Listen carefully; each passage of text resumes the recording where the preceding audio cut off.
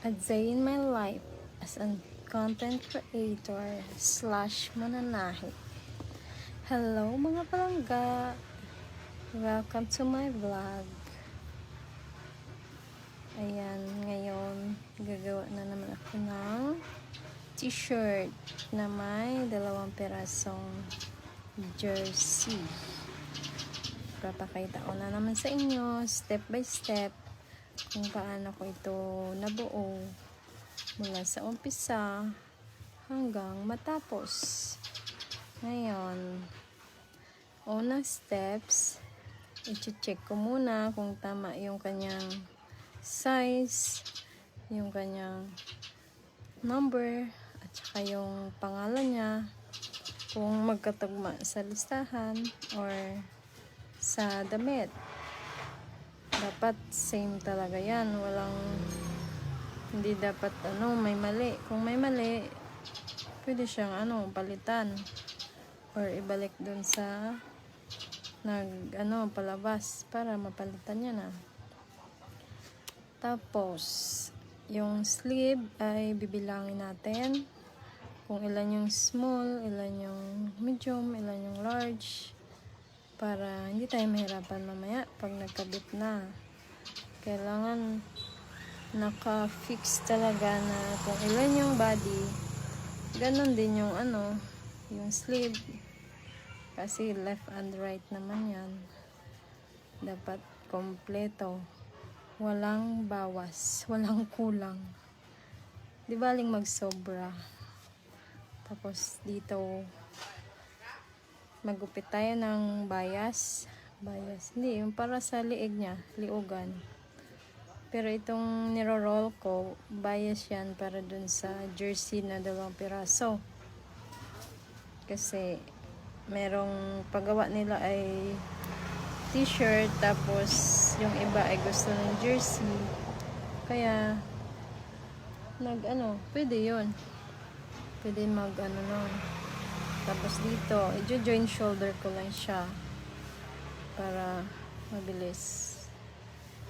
Tapos dito naman, nilagay ko na yung sleeve niya, tsaka sinide close ko na rin. Yung 2 jersey kanina, ayan, nilagyan ko na siya ng bias.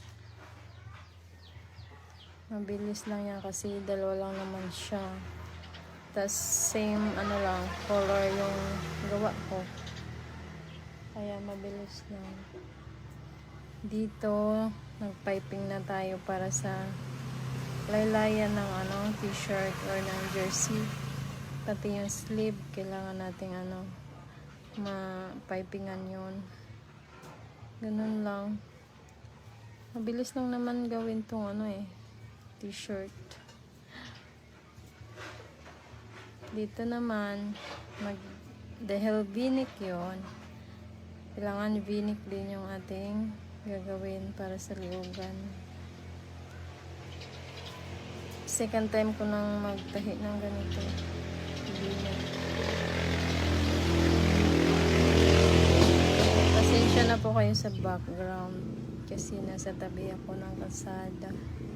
Wala akong mapwestuhan na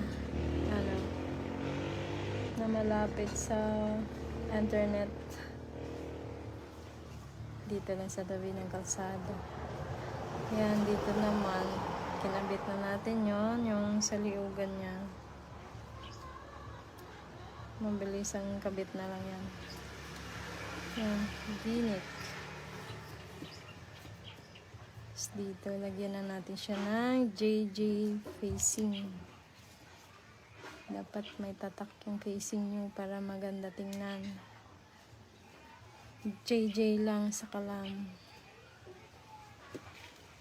Yan, na natin siya. Tawag dyan, nakalimutan ko. Basta parang dapa ba? Dapa. Pasensya na kayo, hindi talaga ako sanay mag voice over. Pero unti-untiin ko nakukuha ko rin paano. Hindi ako sanay mag voice over, pasensya na. Yan, checking. na ayos na natin. Okay na to. Pwede na suotin.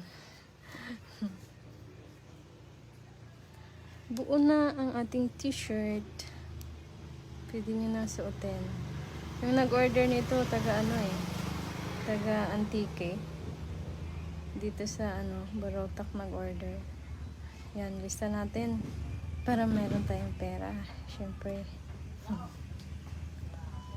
Kawawa naman dalawa pa lang lista. Yan lang. Thank you for watching. Love you mga palangga. Sana hindi kayo maboard sa aking video. Yun lang.